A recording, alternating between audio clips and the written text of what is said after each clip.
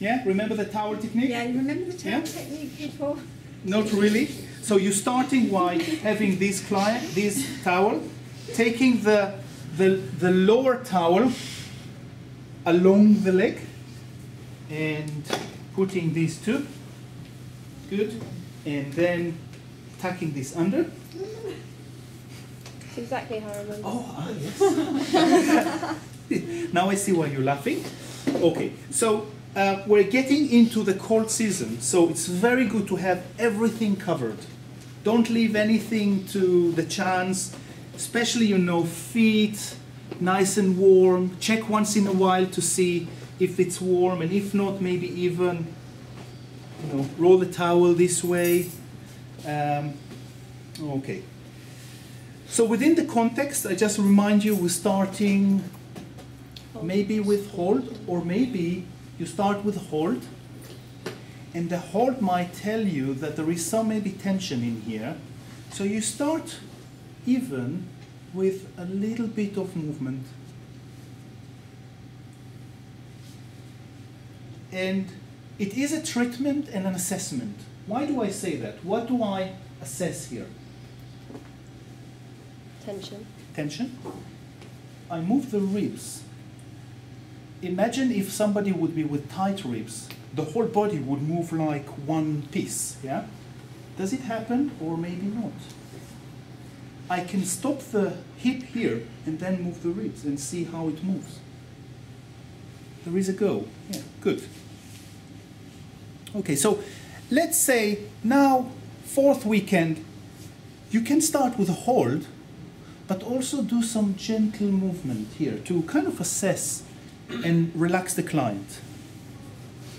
Cheers. Then bring in the towel down. Yeah. Can I undo the bar? Yeah. Thank you.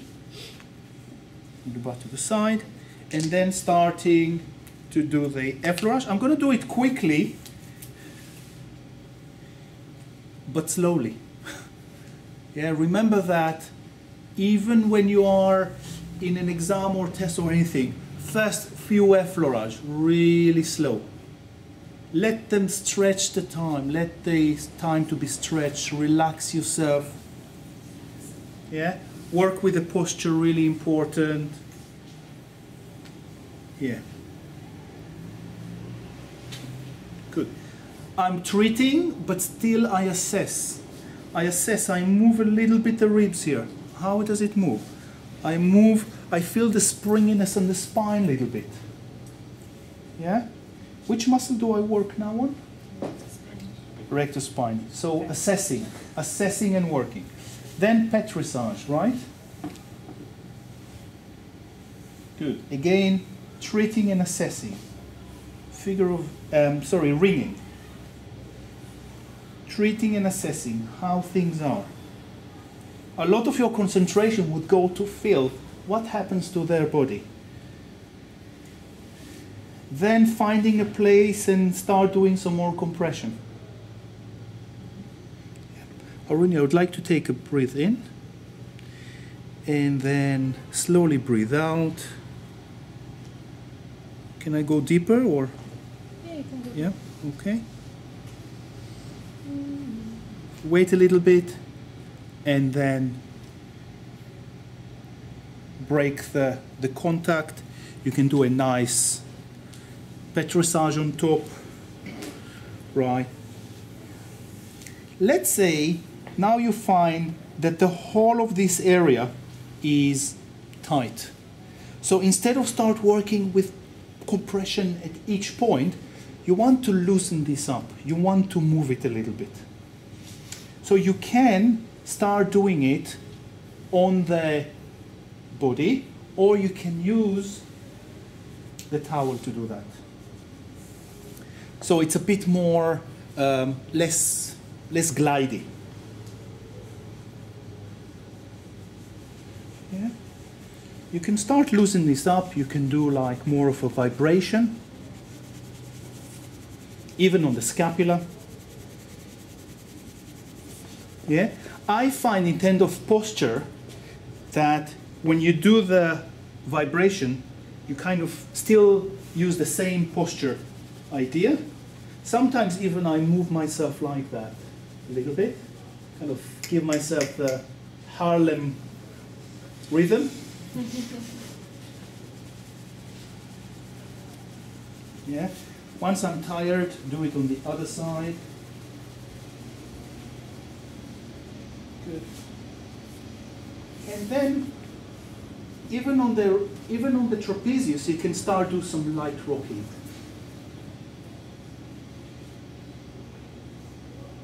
Now, it's a risk. It's a risky technique. Because if I do, like most technique, if I do too much, what would happen to the trapezius muscle? What? If I overworked, what the client would do on the trapezius muscle? Sorry? They tense up. So in a way, you start slowly and you build trust.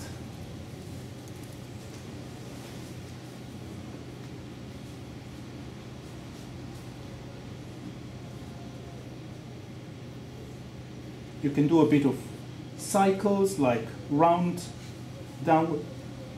How's the pressure? Okay. Yeah.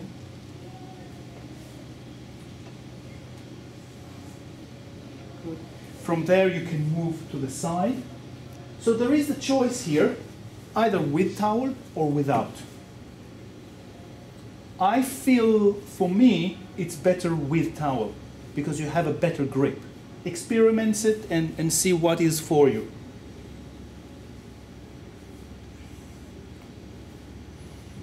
Okay. Anything to add on to? I think the only thing I would say, you probably have already said it, is around the floating ribs. I didn't. Okay. I didn't. So around the floating rib, remember ribs 11 and 12? If you put your hands there, these ribs end up around here. So try not to grip it, because especially it can feel like a knot, because it's the edge of the rib, and you start feeling, there is tightness here, and then you start poking that. Yeah. And So- you don't want to do too much oscillation stuff onto that, so just be a little bit careful around these floating ribs. Why is that? Because you don't want to aggravate the muscles that will poke into the rib, into the floating rib. Okay. Does it make sense? Because it's a free end of a pokey bone. Yeah. Yeah. Okay. They tend to be more sensitive, Uh-huh. and they're actually on their own, so they're fragile, more fragile than everything that's connected together, right? Really come and turn this way. Towel technique done Towel properly. technique, yep, and shuffle yourself a bit down. Good. Good. Great. Cover that into here. Okay. Now I will do it a little bit onto the lower body. Spread the leg a little bit.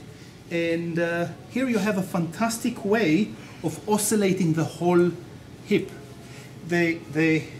What I'm doing is actually like rolling my hand over. Yeah, you can come a bit closer. I don't think that you can come. Yeah, Nick, Lee also, maybe around here. It's okay, I won't get Yeah. the film. Definitely. So